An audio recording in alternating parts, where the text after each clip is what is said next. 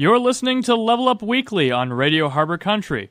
Tune in live on the air at WRHC 106.7 and WRHZ 93.5 FM or on the web at www.radioharborcountry.org. Enjoy the show. Welcome to the world of Level Up Weekly, a bounteous, open podcast filled with amazing loot, legitimately challenging enemies, but not too difficult to defeat, and of course, the EXP. Join our fellow big headphone adventurers Stealin' the Dude and Spurnaday as they journey on a quest to find the EXP from gaming news and discussion.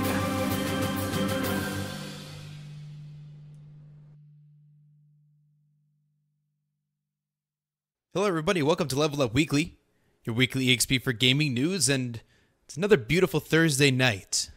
We welcome you so much here to joining us, and if it's not Thursday night for you, that's fine. We're glad that you're here. We're glad that you're listening to us in your car, on your toilet, in your living room, with your family, on your bed.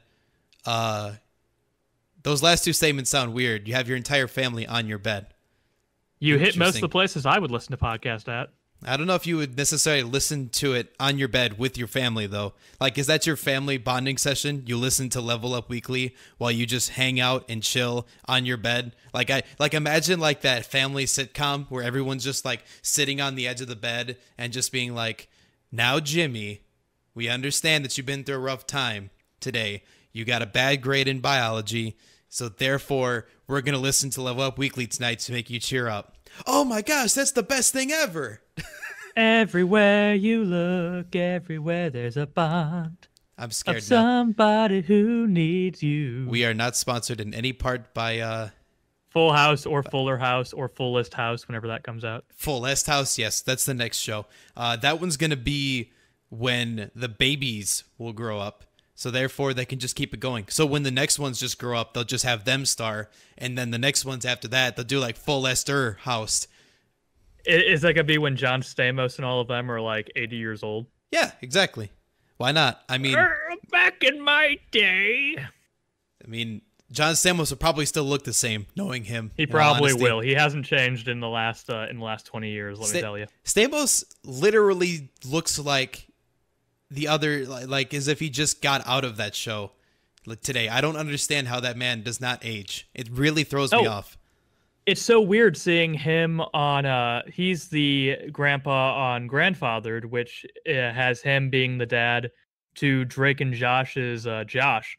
And it's so weird because John Stamos hasn't aged, but you can tell Josh from Drake and Josh clearly has. It's just so weird. Yeah, Josh completely changed. He lost some weight. He now has a like 5 o'clock shadow type beard, and his beef with Drake is finally done. I was happy about that. After the wedding that apparently Drake wasn't invited to, they resolved that issue. But anyway, before we go any more into becoming TMZ and BET and all the other like generic 3-letter acronym places, you know what, Dylan? We're going to make ourselves LUW, and we're going to become a new podcast that we're just going to do nothing but talk about celebrities. So, about this Jake Paul fellow. Yes, so Jake Paul is kind of a jerk right now, and he's apparently getting sued for running some train horn in front of a stranger. Anyway, what are we doing? In this exclusive Level Up Weekly interview, he said he will, quote, dab on the haters. Man, when you have an audience of, gosh, I think it's 10 to like 16-year-old, I'm assuming. I know for sure he hits the teenage market. But to have an audience like that and your initial thought is to just dab on the haters, when dabbing was a concept used to talk about drugs and how we turned that into literally just shoving our vagina into our face. It's very interesting to see where we've come so far, Dylan, don't you think? Oh, yes, and that reminds me of one bit of gaming news that we could have touched on last week, but I think it's more appropriate now that we're talking about Jake Paul here. So this week, officially Tuesday, actually, was the official release of WWE 2K18. And the reason why I'm saying this relates to Jake Paul is because Jordan, I've told you about the wrestler that reminds me of you, correct? Yeah. Oh gosh, I know where this is Well, going now, and I'm well, scared. his name is T.J. Perkins. This is his first game, like his first game that his character is featured in. So as such, his music and his entrance and everything is included in the game. Right. So I went to do a match online against another random person, and you can create your own wrestler. So who do I go up against? Why, I get to wrestle none other than Jake Paul, who has all of the dabbing stuff and just, comes out. It was very surreal, but also very therapeutic to beat up a video game Jake Paul. It's every day, bro, with the Disney Channel flow.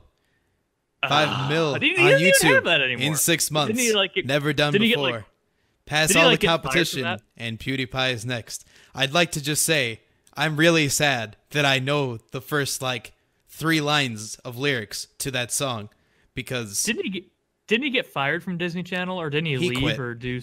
He quit. Okay. I guarantee you it was one of those situations where he was going to get fired and probably was going to just decide to quit beforehand, but I can't confirm that, so therefore I will not confirm it. So I'm just going to go with a speculation. That's not true. So I'm just going to go ahead and keep it to what I think it is. Here on LUW. Hey, thank you. Thank you for listening to LUW, your number one source for your latest celebrity gossip. I'm just kidding. This is a video game podcast. God dang it. It's been 5 minutes into this episode, and we haven't even talked about video games yet. Dylan, let's talk about video games. First of all, let's go through what we've been doing this week so far in our lives of video games. We've been immensely busy to start with school. You had an exam, well, today, as of your recording, and I had 70 to 130 pages so far in the last 2 weeks of doing lab reports. So life is doing well for us so far. But of course. Other than that, we've had some time for gaming. What kind of games have you been doing, Dylan? Well, like I said, WWE 2K18 came out, and I've been very happy with the game. It's a lot of fun. It's basically what you expect from a 2K game. A few bugs here and there, but overall, if you like the... Oh, seems that's cut off there halfway through that. You were just saying that you were enjoying it, just a couple bugs so far? The fractured butt. Oh, you're still cut off. It looks like that internet is definitely doing itself a favor tonight. He's dead. We've lost Dylan. Dylan's dying right now.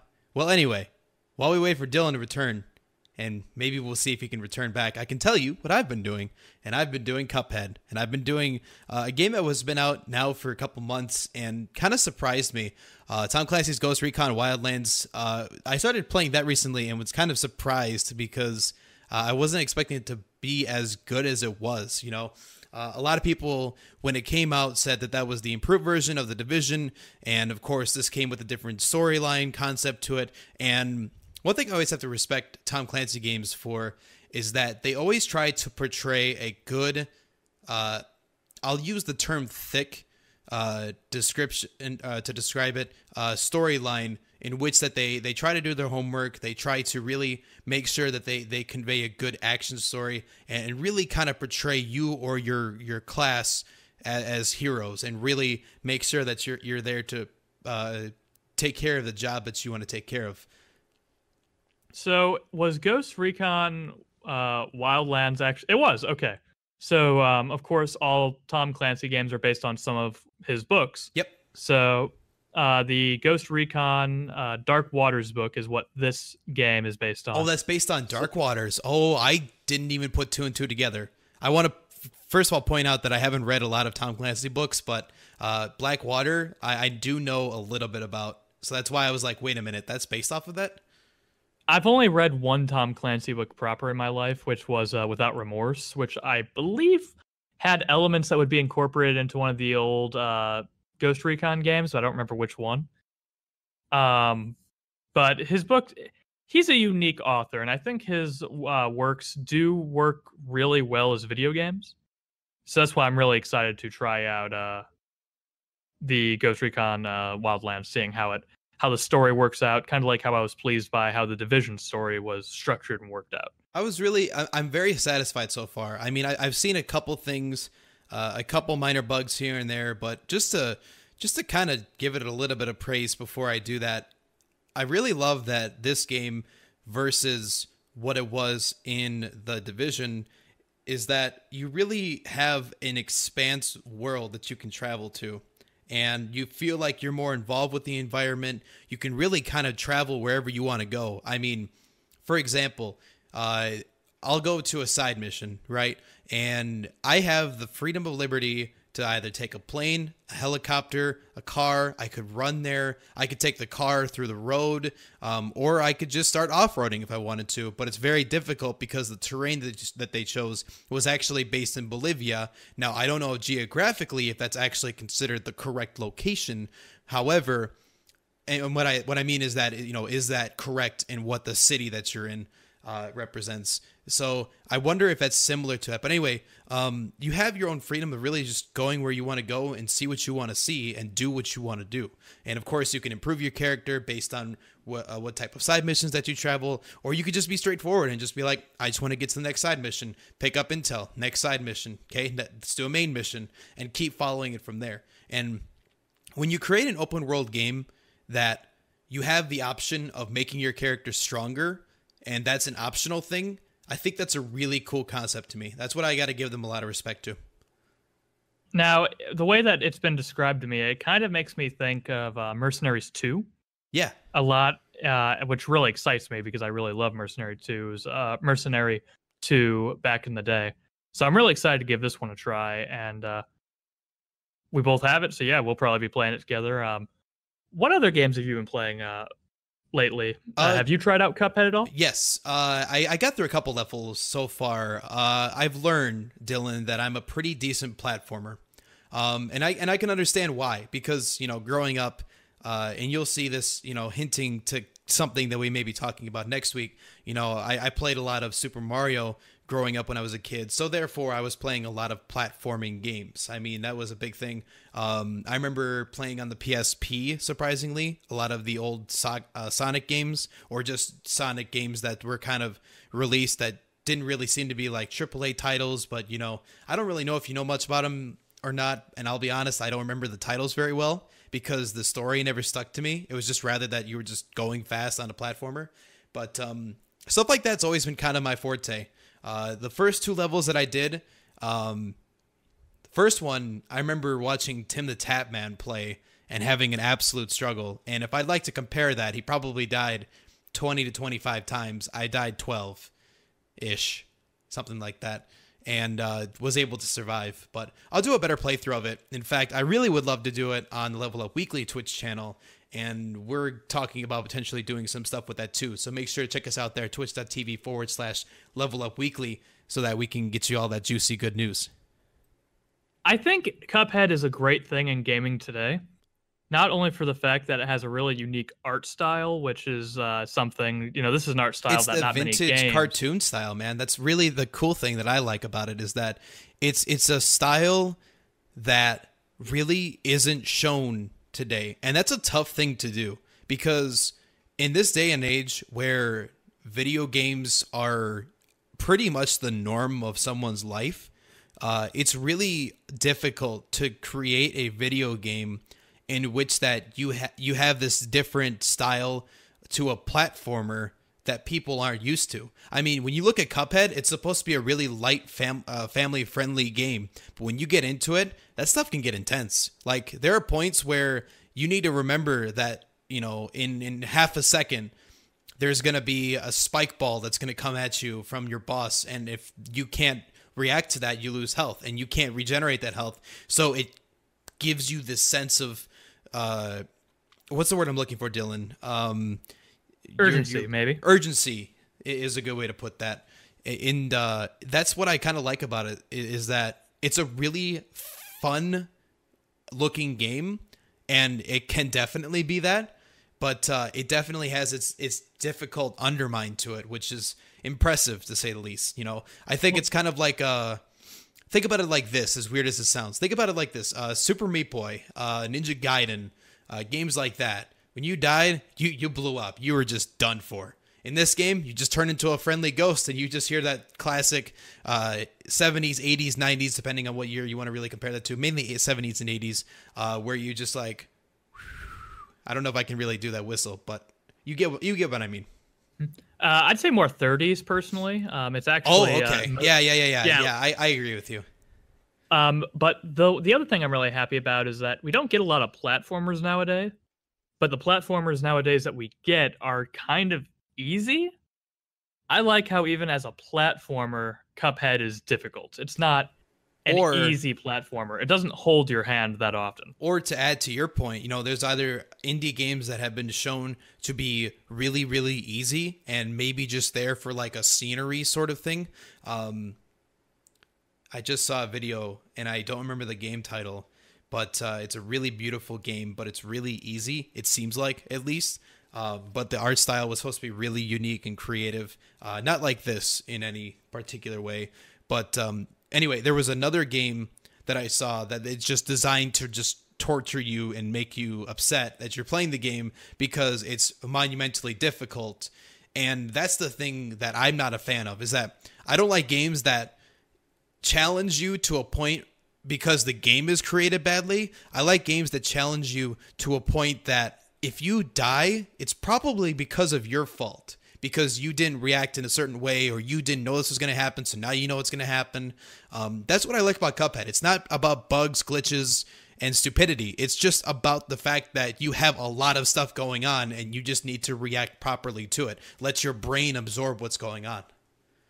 And no one's going to beat Cuphead on their first try. That's one thing about old platformers that I really enjoyed, was that I would die pretty often, but I would learn every time I died. I would come back smarter. I would know what to expect here. And then eventually, after, try after try, I would eventually get it. For sure. That is Cuphead in a nutshell, and I love it. Yeah, I agree. I think that's really all that I got to say about it, is that I like the game's style. It's cool as can be to see that old vintage, like you said, 1930s, well, actually, since this isn't color, 19, maybe 50, 60, something in that ballpark type of cartoon, and just to see how cool that looks, versus back in the day, when stuff like that was rare, I guess is where I'm going with that. I don't think I wanted to say back in the day, but anyway, with that, Ghost Recon, knowing me, I probably played a few games of ranked in Rocket League.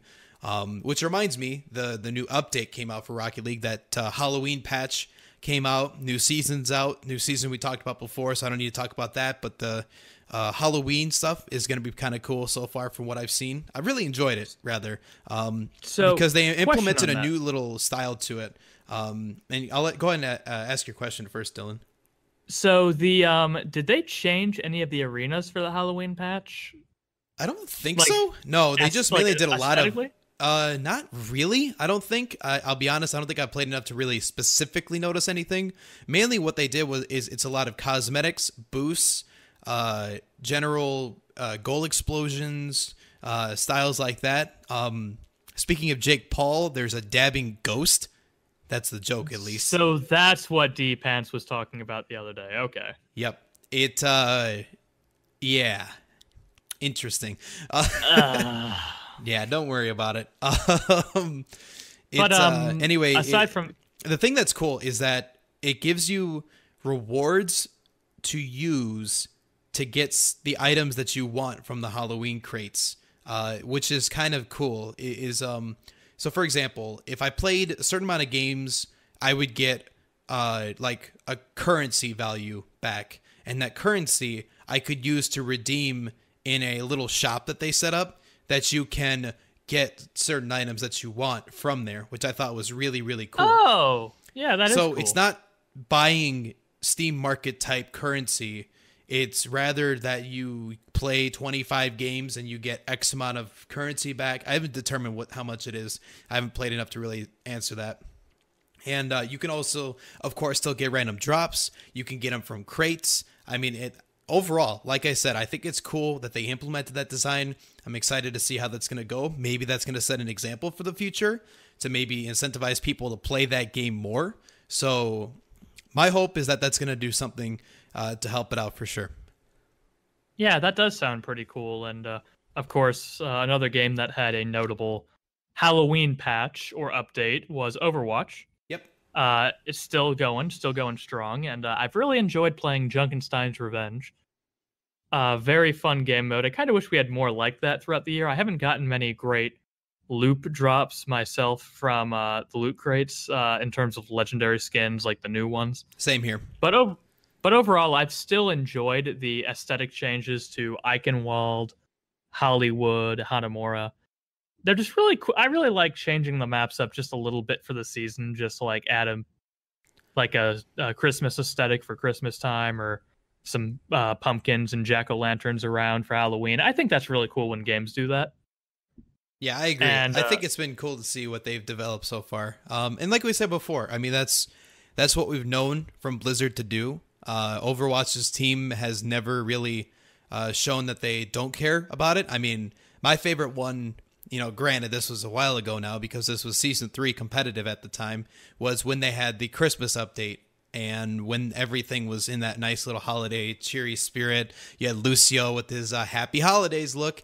And of course you had Reinhardt saying that you were on his naughty list. And, you know, of course, other people saying like Merry Christmas and some other stuff. And I think it's really cool that they put the detail that they did into the game. So kudos to that. I think it's been cool to see. There's a few other games that have Halloween updates right now. I don't have that list in front of me, but whatever game you're playing right now, check it out. I'm sure something's going down with it.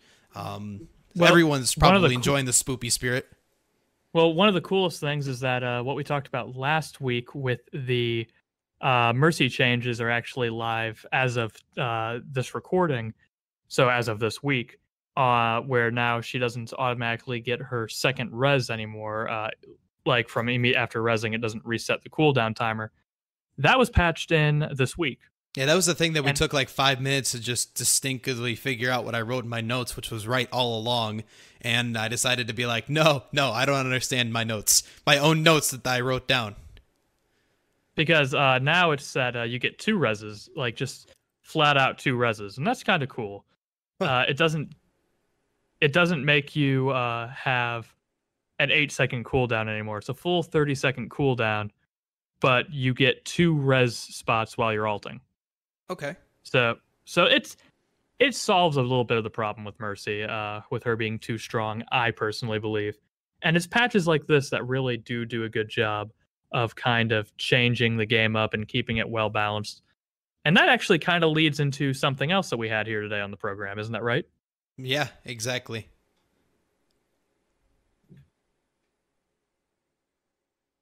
I think you died again, Dylan. No. I thought I was just waiting for you to go on with your initial point.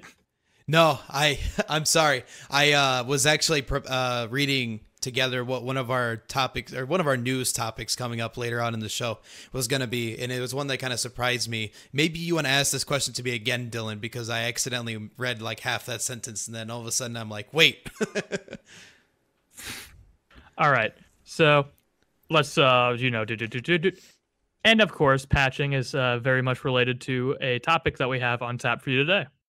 Thank you. Okay, I was wondering when you were gonna roll with that. My bad. One of the things that today's topic is going to be on, and we're going to get to that a little bit later on in the show, is about the concept of patching a video game. Since we've entered into the modern era, more specifically online play, so this is basically Xbox, more so Xbox 360 era and forward. It's really interesting to see a lot of companies move to things like doing an alpha release and then following it forward by waiting a couple months, then eventually doing the full release and continue to patch the game. Even AAA developers have continued to do their stance on it, where they'll release their quote-unquote full game, have a bunch of bugs reported in the first week or two, and then come back and do more patching. And what we want to kind of tackle is to ask the question, should video game development companies push toward finalizing their game upon release, or should they develop it up until the game is considered complete, ergo meaning that you've basically coded everything that you've wanted in the game for the storyline, for the online play, whatever, and then as the game's released, patch it as the time goes on? Is that considered to be, I guess I could say, acceptable in the industry. So we're going to tackle that a little bit later on. But before we do that, something that caught my eye in the news, and that's why I kind of like went, wait a minute, what? was the Dead Space 2 conundrum. Do you know anything about this? I do not. Okay. Are you familiar with Visceral Games, right? Yes, I am. Creators of Dead Space Studio. And one of the interesting things is that, of course, Visceral was recently shut down. And obviously, ergo meaning that you're not going to get any other Dead Space games. Ha ha ha. That's funny because Dead Space 3 was already dead. Whatever. One of the things that this article talks about on GameSpot is that Dead Space 2 dev says game cost $60 million to make and sold millions, but failed commercially. And that's the curiosity behind it, is that by EA standards, they consider that a failure. And one of the things that they consider the failure for was the following theory, hypothesis, I guess I could use, is that because they invested $60 million to produce the game, primarily in marketing, that selling only 4 million copies was considered a monumental failure. Which, if you think about it, that's how you know you have a AAA company, when they say only 4 million, and we find that upsetting. I mean, it's very interesting because EA has such lofty standards. I mean, if a game's being published under EA's banner, they're expecting it to sell hundreds of millions of copies because, we're EA. We're one of the biggest companies. I wouldn't say hundreds of millions of copies. I'd say tens of millions. I was like, wait a minute. I mean, if a game was selling hundreds of millions of copies, I think this is like as if you remastered Super Mario and somehow managed to just like get everybody to buy the game. That was an example of the lofty goal thing because, EA being one of the largest companies, they expect, ridiculous sales numbers, which is why I said hundreds of millions. EA is also known for kind of having just a lot of games that do really well, but I think it's gotten to the point where they've become more concerned with marketing budgets, because every time I see an EA game, it usually has a huge marketing campaign. One of the notable ones was when EA had some their sports games for the longest time just got so much airplay on certain television channels with these pretty well-made commercials. I mean, shoot, they still do a lot with FIFA. Let's go to that one for a minute. I mean, I think, I'm sorry if this is illiterate of me to even say this, but EA Games, well, okay, if it's EA Game, well, I think it's just EA in general, are also responsible for a lot of the sports game titles, and those things just hit, name the commercial, name the avenue, name the billboard that you likely saw it on. They sit there when they go out. When they make a game, they make sure everybody knows about it. I mean, look at Battlefield, Need for Speed. Gosh, Battlefield had a giant campaign. I remember that. The original Battlefield, or no, not the original. Battlefield 4? Yeah, Battlefield 4. That thing was on a commercial on SportsCenter every other day, it looked like to me. I mean, they threw that thing out like as if it was just like, whatever, we just want to tell you about the game and then tell you about it a third time in like the hour that you watch the show. But and prepare for Star Wars Battlefront 2 to get a ton of that as well. You're going to probably get that on There's already a lot of sponsorship, paid promotion. I've seen a couple people do some sponsored Twitch streams / YouTube videos about it. It's not surprising. I'm sure IGN's going to rate it very, very high because that's usually what's going to go behind that company. But anyway, before we diverge off of other topics about EA, so the thing that this guy, his name is Zach Wilson, he's one of the developers here, level designer, I should say, here for Visceral Games. He talks about in this tweet, I'll quote it, Dead Space 2 cost $60 million to make, and they were merciless with their budget. They only sold 4 mil, and that wasn't enough. And then someone asked him the question, responded back with this, because you got to spend $60 million marketing it, and you take a huge cut from Microsoft and retailers taking their cut. So explaining that basically, in 2011, Xbox 360, PS3, PC, all the marketing that went down was approximately $60 million to produce it. And I guess that includes marketing with it. They don't word this well because they say marketing expenses were $60 million, but then they say the game cost $60 million to produce. So I don't know if that means that it's totaling to 120. It doesn't say that, but I think it's just that 60 million in general. They worded that weird. GameSpot, edit your articles, please. Anyway, so 60 million in marketing. I'm just going to go ahead and assume that's the case.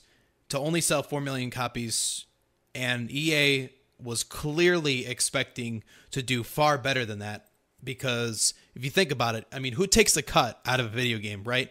It's going to go to Microsoft, to Sony, and of course, Dead Space 2, the company Visceral Games needs to take their cut out of it. Marketing agencies and other firms that they worked with are going to have to take their cut out of the game. And by the time you divvy up everything out of it, then you're just left with what's going to go back to Visceral for their good work. I mean, take out 4 million copies. Here, I'm just going to do like some joke math real quick. So let's just say each game costs $60 when it came out. Does that sound right, Dylan? Yeah, let's just make this really rough math, okay? $60. I'm gonna go ahead and divide that by 2 and say that $30 is their profit. It could be more, it could be less. I'm just assuming that it's $30. It's probably less than that, or probably more than that, I should say, in their profit margin. But whatever. They sell 4 million copies, so by theory, you make 120 million. Assuming that Microsoft, Sony, and let's just say the retailers itself do a really convenient 25% each split, okay? So you only get 0.25 or 25% of that amount. That's probably less than that at that point. Now, of course, taxes and other things taken out of it. I mean, I'm sitting here with 30 million bucks going back to your own game. So that throws me off. I don't think that math is good. I don't think I want to credit my own math, because that would mean that Visceral made 30 million. So each company basically threw in 30 million and marketed it for 60 million, which means that it would have done well. So I'll have to do some more homework on that. But I don't count that then. I don't think that's right. I don't think that's considered legitimate, because now that I think about that, that doesn't seem like that would really fit correctly. So, of course, there's a ton of different factors that go into it. Taxes need to get paid. Of course, you have to pay the proper people that made the game. You have to make sure that the right marketing agencies and firms get their correct cut. Retailers probably get a little bit more behind that deal. And of course, there's probably a few things that go behind it too. At the end of the day, they're probably not making $30 a game. They might be making less than that, depending on what exactly is really put into that game. And it could have been at 40. I'm not sure what the original retail price was back on Dead Space 2. It was 60. The original was 60. Okay. So, yeah, there's, at the end of the day, if they're complaining that it was really, really bad to have 4 million sold, and Dead Space 2 was my favorite out of the trilogy. I don't know about you.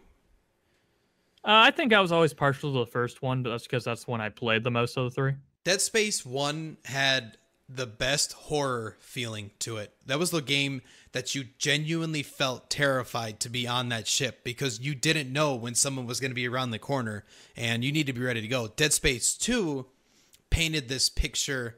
I think I got this right. Dead Space 2 is the one that painted the picture where now you're traveling out more and you're able to customize your weaponry. Now that I think about it, I think that's Dead Space 3, but I think Dead Space 2 had the similar element to it. But other than that, I definitely think that Dead Space 2 is a great game to its extent. It does make sense for EA to, kind of cut its losses if there's a company that doesn't meet its standards. I mean, one of my favorite video game companies of all time, Westwood Entertainment, they were the ones that made the Command and Conquer games. And when those started to underperform, they liquidated all of their assets, which, as a Command and Conquer fan, killed me. Yep. But if they were underperforming and I know they were, because the genre of RTSs was kind of dying out at that point, I can understand them doing it, even if I wasn't a big personal fan of getting rid of my Command and Conquer games. Yeah, I agree. I was unfortunate because, I mean, you know me. That was one of the things I grew up with, was Command & Conquer. So to see that happen, this is what kind of Visceral's feeling in the same way. But in a company that you make millions on millions of dollars, it's safe to say that this is expected to happen. I mean, for something to not make enough money and it's by a few $1,000,000, for us regular people that don't have a major corporation underneath our shoulders, we'd just be like, wow, that's ridiculous. How dare you get rid of that? But, sometimes that's the right move in their mindset. And of course, one of the things to add on to that is that guy talking, the level designer, went on to move to Ubisoft on a game that hasn't been announced yet. So that's still to be determined on what he's working on at this moment. So a lot of people like him went to different companies, Ubisoft being an example in this case. Yeah. So I think that's really all I got to say about that one. Another one that I think is kind of funny that happened this week, speaking kind of about Microsoft games, is that Fortnite, that was great. Let's talk about beautiful this. thing that occurred, and I say beautiful in the sense of a joke because I forgot. I think Sony calls it a mistake. I think technically both of them called it a mistake because Fortnite in their coding sequence pretty much allowed crossplay to happen between Xbox One and PS4, which is really, in my opinion, very funny to see because now we know for a fact that the technology exists to crossplay between versions, but it was considered a quote error because, of course, Sony is still trying to, as they said in E3, which I thought was pathetic, protect their client, protect their customer base. And I mean, if that's a quote unquote problem that needs to be quote unquote corrected, I'm just completely confused because it's so simple to do. It is very much possible to have cross-platform play between PC, Xbox, and PS4. It's all Sony that is preventing that from happening. And it just still boggles my mind why they wouldn't want to open up the possibilities there. Interesting. So this emerged on Reddit, out of all places, go figure. And what they talked about a lot was that they noticed this thing here because in PlayStation Network names, if you don't know, Dylan, you can't use space bars or just space. Yep. So you have to have an underscore or a dash or whatever. The name that they put in was a space in it. And first the speculation was like, oh, it's got to be a PC name. But they did some more research behind that user and found out that user was only on Xbox. Therefore, Xbox Live, therefore using that as part of the system. So Fortnite, crossplay, PlayStation, Xbox, confirmed. And there was multiple people apparently that found out this was a thing. And of course now it's shut down and you can't do it anymore. But for a time, we saw the dream. We saw the reality. And I remember we had this conversation a while back that Rocket League, of course, has support. This is hilarious to me, by the way. Think about it like this. Rocket League now has the support to play a PC player against, when it comes out, Nintendo Switch player, to play against an Xbox One player. And, of course, if you have an Xbox One player and a PlayStation player together, that won't work. But you can do like an Xbox, Nintendo Switch, and PC player all together. So that's grand. Glad that for some reason PlayStation wants to be exclusive in their own content. If Nintendo is allowing crossplay, you, Sony, have no reason to not do it too. See, I agree with that a lot. Go ahead. Nintendo's been more protective of their stuff for the last 100 years. They're the bloody guys that decided the whole thing with YouTube to protect their content and to basically strike people that play different Nintendo-based games off of it. This is the company that doesn't allow, unless you're in a partnership program, which we talked about a couple seasons ago, how horrible that was. And to this day is still not that great, to see that. And for them to be that protective of their content and then they're allowing cross-network play, Now, of course, Minecraft being the other big avenue that people are moving to. That's just, to me, a really, really stupid thing to see how that develops, you know? It's amazing, and hopefully we'll see more develop on this over the next year or so, because the future is now. The future is possible, but according to Sony, the future is not going to be for a long time. Right. I mean, it's funny because Epic Games puts the quote out, says we had a configuration issue and it has now been corrected. So this was an error. It wasn't intentional. It wasn't meant to be this whole new thing that they were sneaking out. But the scary part is that now that that's out, now there's a lot, in my opinion, going to be a lot of people that are going to come out and say, yo, this exists. It can happen. It's happened. Why don't you allow that cross-platform? And I just feel like there's something about Sony that we don't know, that they don't mention, to the reason why they don't allow cross-networking to start with. And that's something to me that I'm really skeptical about, because I feel like there's something that they're trying to develop that's going to be enterprise, and it's going to be their own thing, and it's going to pull people away from other systems to that. So it may, or maybe they just want to try to be the bigger brother that just says, hey, we're just cooler. That means we don't have to hang out with you guys. And that's just so weird. And it's not even just Sony, but it's also people who directly associate with Sony, i.e., the Atlas exclusive, the Atlas PS4 exclusive Persona 5 that has such weird rules about its distribution, about it being able to They don't mess around with that. That's kind of, I'm disappointed with that, but it is what it is. I mean, you got to respect the fact at the end of the day that that's their content, and you know, we're gracious that we can put it on the internet and play the game or play whatever it is, and be able to use that for fair use and be able to profit money off of it. But you know, you got to remember that they have the right to. It's douchey, but they have the right to. It is what they do.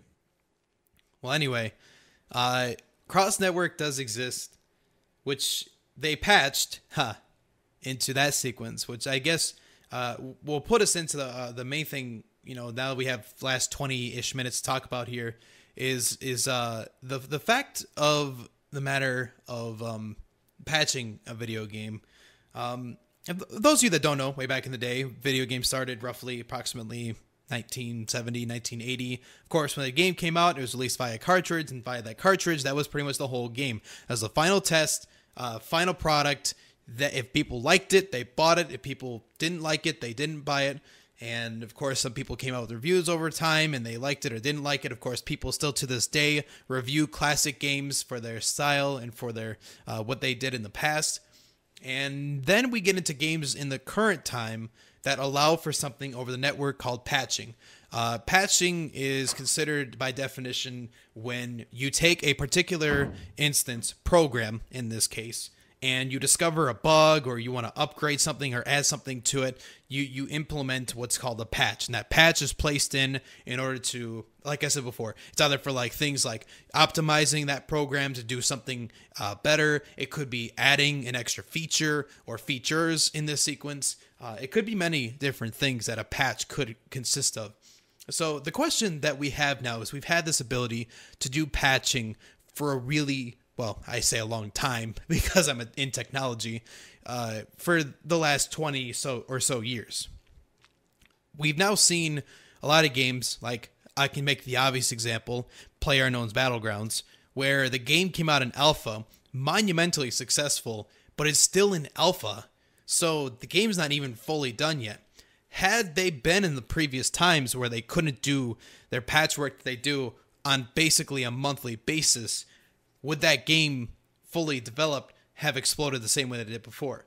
So again, going back to the question I kind of want to ask here, Dylan, is should video games really push when they're developing their game, for games first being worked out, should they really push toward making that final game that they're about to release for the first time out to the public, should they make that the true final product and put a ton of R&D and testing into it?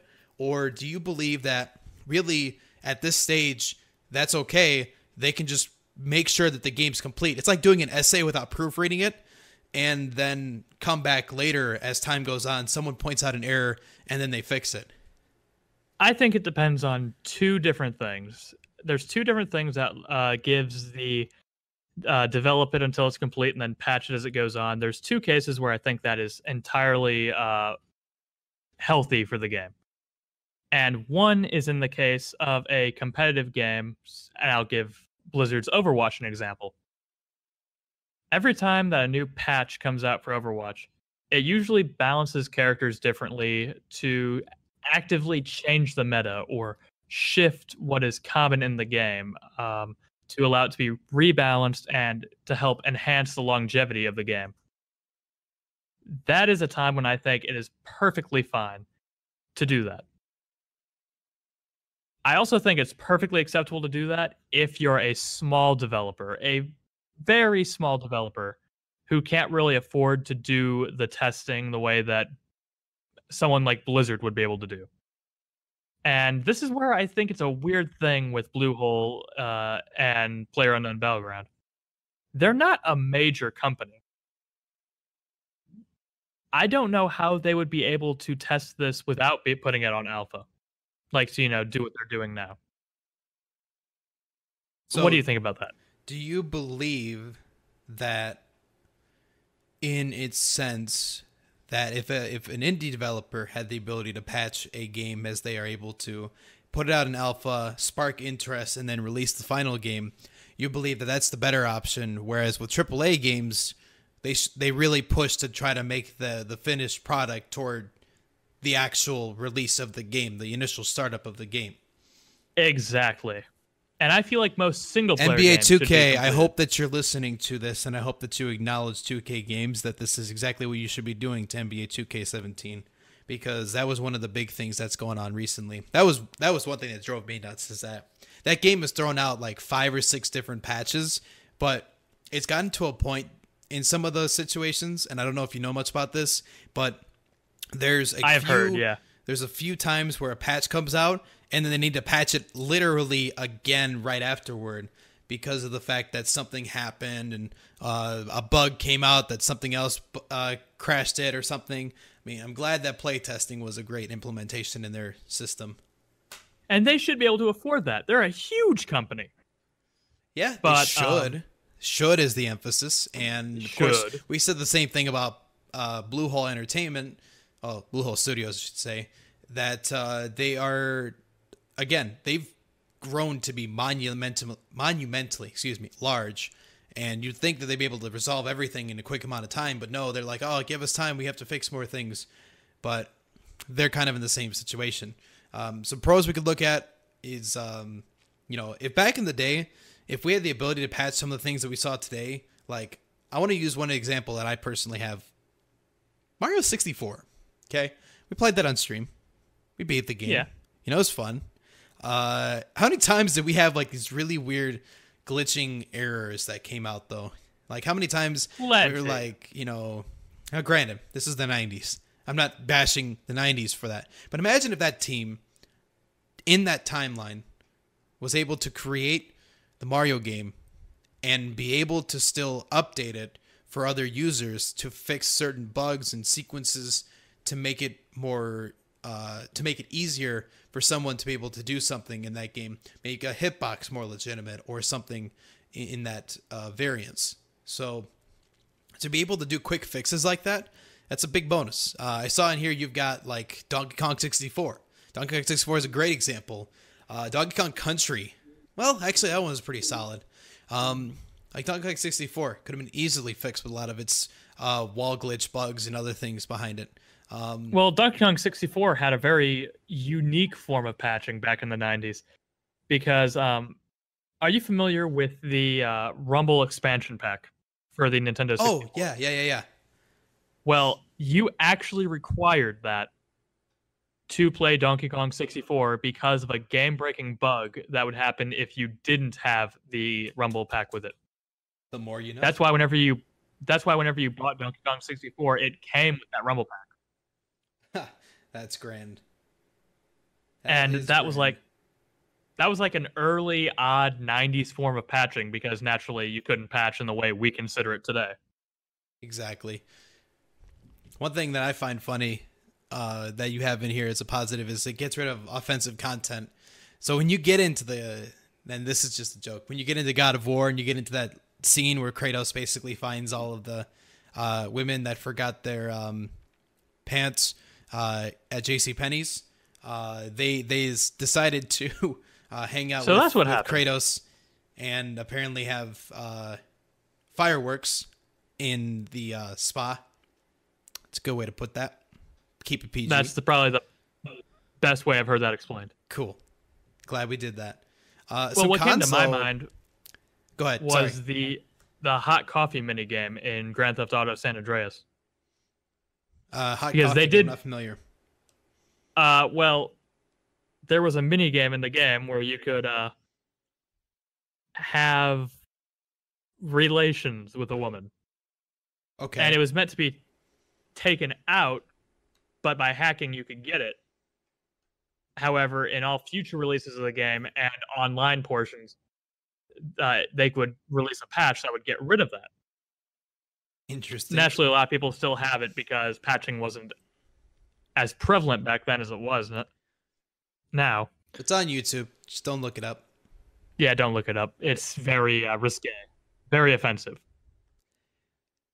Other things that go behind it for negatives, though, let's talk about that for a minute. Is that really the ability to do patchwork is also kind of a lazy thing because, like I said, you could build your foundation to the game, but not put the building up and still release the game. But as time went on, you would patch the game slowly. And that's something that's kind of an unfortunate thing to see. And that's something that takes you from your game turning into a 2 out of 10 to months later becoming the game that it was designed to be. Cough, The Division, cough. I mean, that was something that Yeah, had that really completed and fulfilled the game at the start, it wouldn't have been reviewed so badly, and it would have had the ability to do what it did beforehand. I mean, let's face facts. Yeah, we got the season pass, Dylan, because we like the story. We like the game. Tom Clancy's a great system, series, should say. And at the end of the day, we were not satisfied with the fact that they just made a game that it was not genuinely that fun to play because you had server issues every few moments. You had desync up the wazoo. Your dark zone, sorry, was really, really awkward. And your content for your season pass, I mean, guys spending $90 for the whole thing were not satisfied with the whole situation because of the fact that you have this series of issues where your game is like, oh, you know what? We're just not going to finish it yet. We have time to do that because we need to hit this release date instead of delaying it. I believe release dates are a very negative annoyance here in the video game industry today. I'll give a great example. The Fractured Butthole came out this week. Do you know when it was originally supposed to come out? It was months ago. It was like 6 months, I thought. It was actually supposed to come out in February. It got pushed all the way back till now, and for what reason, we really don't know. But I will admit, I admire the fact that they moved the release date But you got because to that realize means this we game so far, from what I've seen, is actually good. I think flawless that almost. because of that I've delay, seen no it's helped them do better. And sometimes that's the thing that people don't acknowledge is that if you're on a project course, I mean, I got this, I have this in technology all the time. If you have a project that you're managing, and if that project is really just not yet fulfilled and you have a couple weeks left before this goes down, really putting yourself on a delay and saying maybe we could put some more time into it might not be a bad thing after all. But it depends if that's worth the extra amount of time that you put into it to make some extra money. That's another thing to keep in mind too. Because I mean, you may have a limited amount of resources in the bank to really help yourself out before that sale is supposed to help you. That's another thing to keep in mind too. And I am 100% fine with them moving the release date to make the game a more complete product. Hear that, Blue Hole? I am really a fan of that model. Go right ahead and use that model. It might work out for you. Who knows? Yeah, Bluehole is its own situation. It's a classic. I shouldn't even say classic because this is rare. First time I think I've seen this happen for a company to deal with a situation that it's for some reason more successful than they even put their best bar to anticipate to. I mean, we said this before. They set servers to like a max of 1 million, and now it's like to 1.9. No, they've officially hit over 2 million at one point. So, I mean, that's the game. Sometimes that's how this industry goes. You make a product and it will be received well or not well, depending on what kind of marketing, media, and other things you put into, which puts us into circle, what we talked about before when it came to Visceral saying that they were not thrilled. Well, EA saying that Visceral that they were not thrilled with their sales beforehand after throwing down 60 million for the game. Well, outside of that, I think that pretty much covers what we've got for today. Dylan, is there anything else you'd like to add here to our patch notes or to anything fun before we wrap up? I guess just kind of, it's a circle of development. I mean, you need more money to fund a game. You need support to have a game do well at launch. All those factors just mixed together for weird experiences like with Bluehole Entertainment or like with South Park Studios doing the South Park game. And it's different in almost every case. But patching is definitely a benefit, but it shouldn't be used as a crutch. That's actually really well said. I was going to say something similar to it. I was going to say that patching is a great asset to have, but don't turn it into a liability.